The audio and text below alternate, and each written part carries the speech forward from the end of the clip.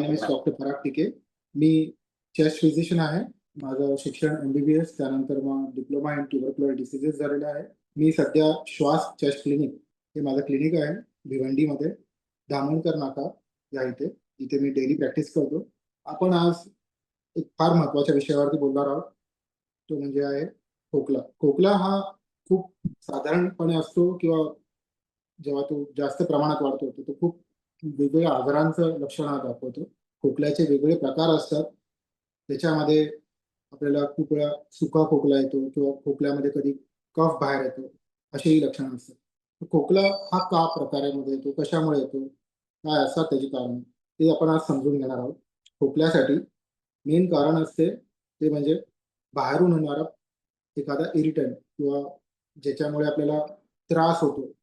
समजा धूर असेल किंवा एखाद्या गोष्टीची अलर्जी असेल आपल्याला किंवा सडनली आपल्याला कुठे अचानकपणे शिंक आली किंवा काही बोलताना वगैरे खाताना समजा एखाद्या अन्नाचा कण आपल्या घशामध्ये अडकला तर तो रिपल्स करण्यासाठी किंवा बाहेर काढण्यासाठी शरीराने केलेली एक प्रतिकार शक्ती असते. त्याच्यामध्ये आपण तो बाहेर फेकण्यासाठी ती घाण असेल किंवा जे इरिटंट असेल तो बाहेर टाकण्यासाठी तो केलेला प्रयत्न म्हणजे खोकला असतो. त्याच्यामध्ये खोकल्याचे वेगवेगळे प्रकार असतात. वेगवेगळे सुका खोकला हा फक्त कोरडा खोकला असतो, ज्याच्यामध्ये काही कफ वगैरे बाहेर येत नाही, स्फुटम नसतो. म्हणजे जसं आपण म्हणतो की काही तरल पदार्थ असेल किंवा काही चिकट पदार्थ असं काही येत नाही बाहेर.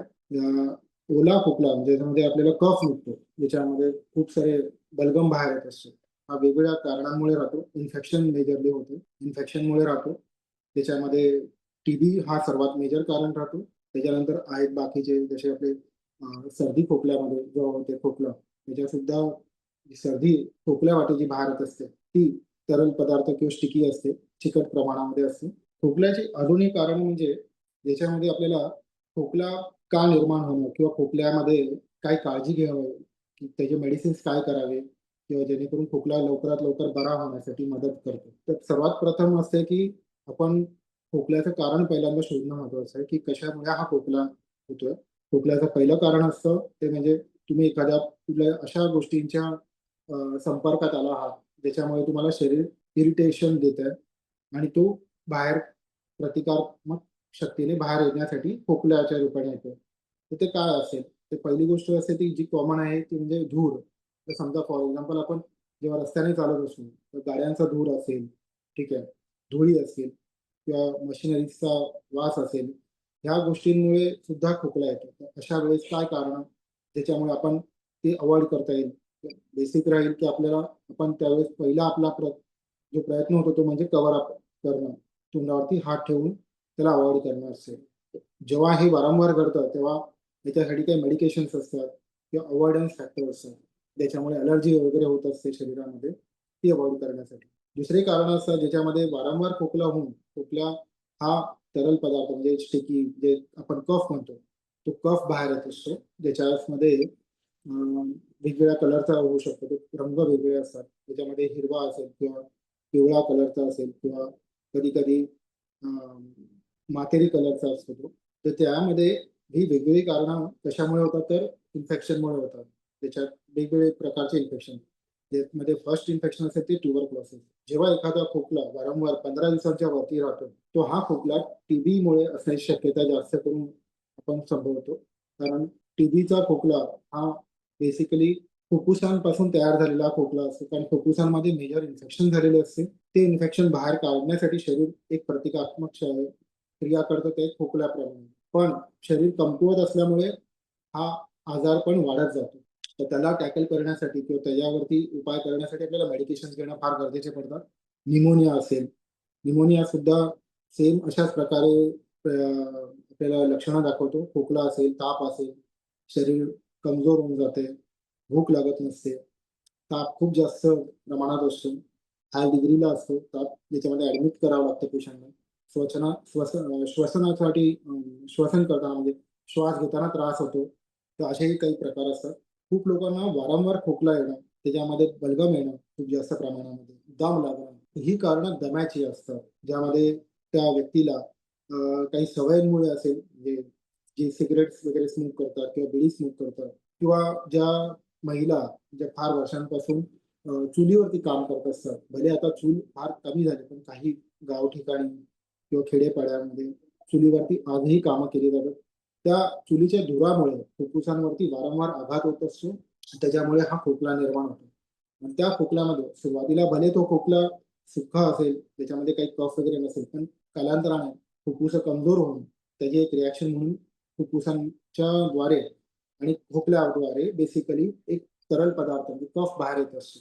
हा कफ कुठलाही म्हणजे पिवळसर असेल किंवा मातेरी कलरचा असू असू शकतो. ही लक्षणं सगळी म्हणजे खोकल्यामध्ये कफ येणं, श्वास घ्यायला त्रास होणं, ठीक आहे, शरीर कमकुवत होणं, दम लागणं जास्त किंवा चालताना, बोलताना आणि झोपतानाही दम लागणं. त्यानंतर मग तर ह्या कारणांमध्ये दम्याची लक्षणं ही दिसून येतात. तर दम्यासाठी आपल्याला मेडिकेशन्स असतात, औषधं असतात. जी औषधं वेगवेगळ्या प्रकारांमध्ये घ्यावी लागतात. काही औषधं नेब्युलायझेशनद्वारे घ्यावी लागतात, तर काही पंप्स असतात, तर काही मेडिकेशन्स असतात आणि काही इंजेक्शन्सद्वारे घ्यावी लागतात. तर ते प्रकारांमध्ये वेगवेगळे असतात. प्रत्येकाची जेव्हा प्रेझेंटेशन असेल, पेशंट कुठल्या वेळेस येतोय आपल्याकडे, त्या वेळेनुसार पेशंटला मेडिकेशन्स दिले जातात. इनिशियल फेजेसमध्ये जेव्हा पेशंट फक्त खोकला आणि दम्याने त्रस्त असेल, तर त्याचे त्या कारणांसाठी मेडिकेशन्स केले जातात, ज्याच्यामध्ये अँटिबायोटिक्स असेल, जेणेकरून जी इन्फेक्शनची जी कारणं असतात ती क्लिअर होतात. त्याच्यामध्ये अँटासिड्स दिले जातात. जी ॲसिडिटीमुळे होणारा खोकला असेल, तो क्लिअर केला जातो. तिसरं असेल अँटी एलर्जिक मेडिकेशन्स, ज्याच्यामुळे एलर्जी जी असेल, एलर्जीमुळे होणारा जो खोकला असेल, तो क्लिअर करण्यासाठी मदत केली जाते. आणि जर श्वसनाचा विकार असेल, खूप प्रमाणात खोकला आहे, रात्री झोपेमध्ये सुद्धा खोकल्यामुळे झोप होत नसेल पूर्ण किंवा झोप मोड होत असेल, तर तशासाठी नेब्युलायझेशन प्रकार केला जातो. नेब्युलायझेशन असेल इनिशियल फेजेसमध्ये आणि नंतर मग जसा खोकला स्टेबल झाला किंवा खोकल्याचं प्रमाण कमी झालं आणि दम लागण्याचं प्रमाण कमी झालं, तर तो वारंवार होऊ नये म्हणून एक रेग्युलर मेडिकेशन्स ठेवली जाते. त्याच्यामध्ये पंप असतात काही. जर तुम्ही लवकरात लवकर डॉक्टरांकडे येत असाल खोकल्यासाठी, तर तुमचे मेडिकेशन्सचे प्रमाणही कमी राहते. मेडिकेशन्स आयुष्यभर घेण्याची गरज नसते. मेडिकेशन्सचं प्रमाण फार कमी लागते. लवकरात लवकर मेडिकेशन्सवरून आपल्याला सुटका मिळते. खूप लोकांचे असे प्रकार मान्यता असते, की दमा, दम्याचा होणारा खोकला यासाठी घेणाऱ्या मेडिकेशन्स आयुष्यभर घ्याव्या लागतात. पण त्या कधी? जेव्हा तुम्ही डॉक्टरांना वेळेआधी जर भेटलं नाही किंवा वेळेआधी तुम्ही लक्षणांवरती काम म्हणजे तुम्ही औषध उपचार घेतले नाही, जी होणारे खोकला असेल, तर मग ही लक्षणं मोठ्या आजारांमध्ये कन्व्हर्ट होतात आणि ते त्रास देतात आणि त्यासाठी लागणारी औषधं मग ही आयुष्यभर घ्यावी लागतात. पण फुफ्फुसांमध्ये काही असे बदल घडून येतात ज्याच्यासाठी ज्याच्यावरती काम करताना खूप वेळ लागू शकतो आणि त्याच्यासाठी औषधंही लाँग टाईमसाठी घ्यावी लागतात. काही वेळेला फुफ्फुसांवरती झालेले आघात हे काही औषधांनी क्लिअर होण्यासाठी मदत होते. पण खूप वेळा ते आघात क्लिअर करण्यासाठी आपल्याला लाँग टर्म मेडिकेशन घ्यावी लागतात. मेडिकेशनचे प्रमाण खूप वेळा काही पेशंट्समध्ये जास्त असेल किंवा कमी असेल. पण हे कशासाठी असेल तर त्यांचा होणारा त्रास म्हणजे मेजरली खोकला आणि दमा हा कमी करण्यासाठी असतो. जेणेकरून त्यांना रोजच्या जीवनामध्ये, रोजच्या त्यांच्या कामकाजामध्ये काही त्रास होऊ नये, चालताना किंवा झोपतानाही त्यांना दम लागू नये किंवा खोकला येऊ नये, यासाठी असतं. खोकल्यामध्ये अजूनही काही खूप सारे प्रकार आहेत, ज्याच्यामध्ये लहान मुलांमध्ये होणारा खोकला. लहान मुलांमध्ये होणारे खोकले हे वेगवेगळ्या कारणांमुळे राहतात. इन्फेक्शन तर आहेच, बरोबर. इन्फेक्शनमुळे होते. मग ते फ्लू इन्फेक्शनमुळे असतील किंवा वातावरणामधल्या चेंजेसमुळे होणारे खोकले असतील किंवा जी आपण ज्या व्हॉइस बॉक्सने बोलतो, त्या व्हॉइस बॉक्समध्ये असलेल्या बिघाडांमुळे पण होतात. तर हे जे लक्षणं आहेत, ही लवकर जर समजण्यात आली किंवा लवकर आपण जर डॉक्टरांना भेटलो, तर त्याच्यावरती इलाज हा लवकरात लवकर करता येतो आणि त्या बाळाला आयुष्यभरासाठी औषधं घेण्याची गरज नसते किंबहुना त्या बाळाला त्याच्या ग्रोथमध्ये म्हणजे त्याच्या होणाऱ्या वाढमध्ये काही व्यत्यय येत नाही आणि त्याची पुढे होणारी वाटचाल ही नॉर्मल राहते. इतरही कारणं राहतात खोकल्यांची, जशी आपण मध्ये आपण डिस्कस केलं, की दम्याची कारणांमध्ये जेव्हा स्मोकिंग वगैरे असते. तर सर्वात महत्त्वाची गोष्ट तर आहेच, की स्मोकिंग करू नये. धूम्रपानामुळे खूप सारे मेजर आजार होतात, हे सर्वांना माहिती आहे आणि जर होत आहे, जर आपल्याला कळत आहे, की ह्या कारणांमुळे होत आहे, तर बेटर राहतं, की आपण लवकरात लवकर त्या स्मोकिंग किंवा धूम्रपानाच्या सवयींपासून आपण दूर राहू.